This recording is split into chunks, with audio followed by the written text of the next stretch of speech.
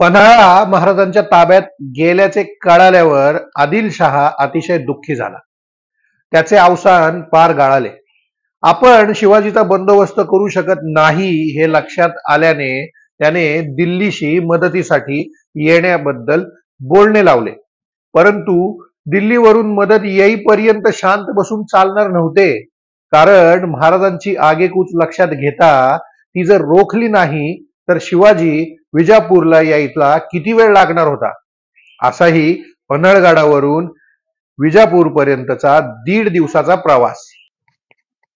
अशा बिकट परिस्थितीमध्ये सापडलेल्या अली आदिलशहा आणि बड्या साहेबिणीने काय केले हे आज आपण पाहूया. नमस्कार, मी ऋषिकेश हेंद्रे. महाऋषिटेरियन टेल्स या माझ्या यूट्यूब चॅनलवरच्या माझे शिवराय या शिवचरित्र मालिकेच्या पुढच्या भागामध्ये आपल्या सगळ्यांचे स्वागत. अली आदिलशहा आणि बड्या साहेबिणीने शिवाजी महाराजांवर रणदुल्ला खानाचा मुलगा रुस्तमे जमान दुसरा याला खूप सारी फौज देऊन रवाना केले. रुस्तमे जमानच्या बरोबर फाजल खान, मलिक इतबार, सादत खान, फहाद खान, मुल्ला है यासारखे सरदारही दिले. महाराज सुद्धा पन्हाळगडावरून नेतोजी पालकर आणि 5,000 सैन्य घेऊन निघाले. फाजल खान डाव्या आघाडीला तर मलिक एतबार व सादत खान उजव्या आघाडीला ठेवले. खासा रुस्तमे जमान मध्यभागी उभा होता. फतेह खान आणि मुल्ला है यांनी पिछाडी सांभाळावी अशी रुस्तमे जमानने आज्ञा केली. संताजी घोरपडे आणि सर्जेराव घाटगे यांच्यावर चोहू बाजूने सैन्याचे रक्षण करण्याची जबाबदारी सोपवण्यात आली. अशी व्यूहरचना करून ते पुढे सरकू लागले. महाराजांनी सुद्धा आपल्या सैन्याची व्यूहरचना केली. नेतोजी पालकरांनी फाजल खानवर हल्ला करायचा. भीमाजी वाघाने मुल्ला हैवर चालून जायचे, तर काताजी इंगळे यांनी मलिक ऐतबार गाठायचा.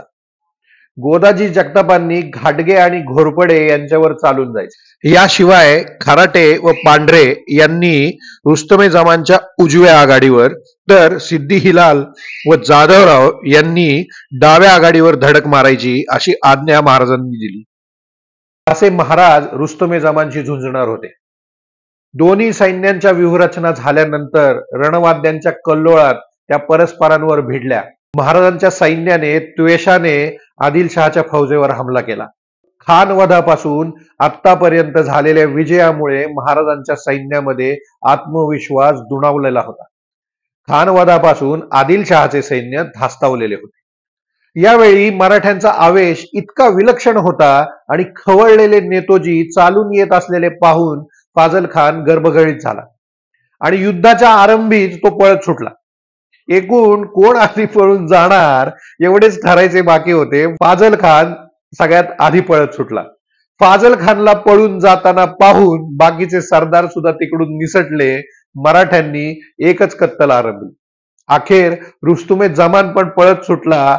त्यावेळी त्याच्याकडे अवघे 5 किंवा 6 स्वार शिल्लक होते. महाराज त्याला पकडू शकले असते, परंतु त्यांनी त्याला जाऊन दिले. महाराजांच्या त्याच्या वडिलांबरोबर असलेल्या मैत्री संबंधांनी त्याचे प्राण वाचवले होते. अवघ्या 2 महिन्यात महाराजांना मिळालेला हा दुसरा मोठा विजय होता. महाराजांना 2000 घोडी, 12 हत्ती सापडले.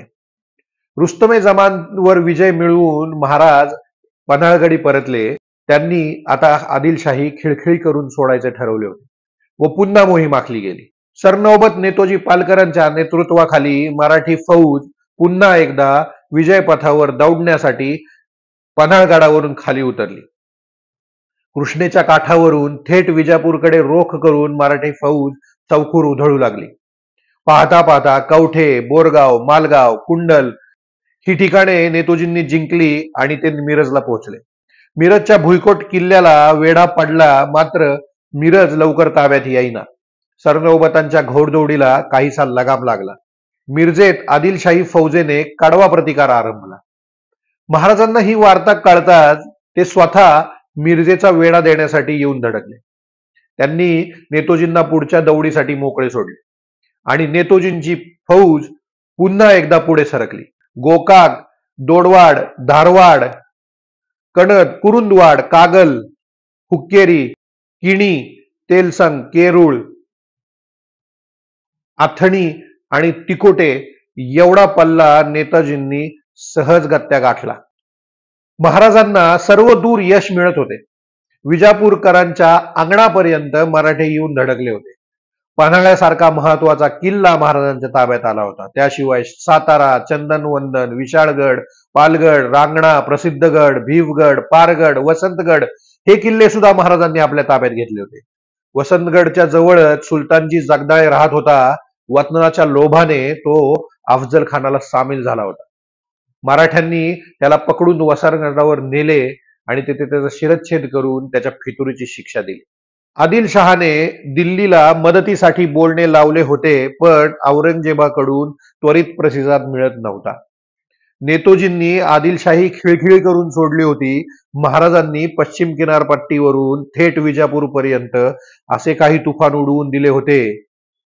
आदिलशाही एखाद्या महिन्यातच नामशेष होते की काय अशी भीती सर्वत्र पसरली होती. अफजल खान, रुस्तमे जमान यांच्यासारख्या सरदाराचे पतन झाल्यानंतर आदिलशहा महाराजांच्या पराक्रमाने होरपळून निघत होता. महाराजांना कसे आटपवावे हे त्याला कळत नव्हते. अशा अडचणीत आदिलशहा सापडला असतानाच अल्लाने त्याच्यावर खैर केली. ती काय हे आपण पुढच्या भागात पाहूया. आजच्या भागात आपण इथेच थांबूया. नमस्कार. जय महाराष्ट्र. जय शिवराय.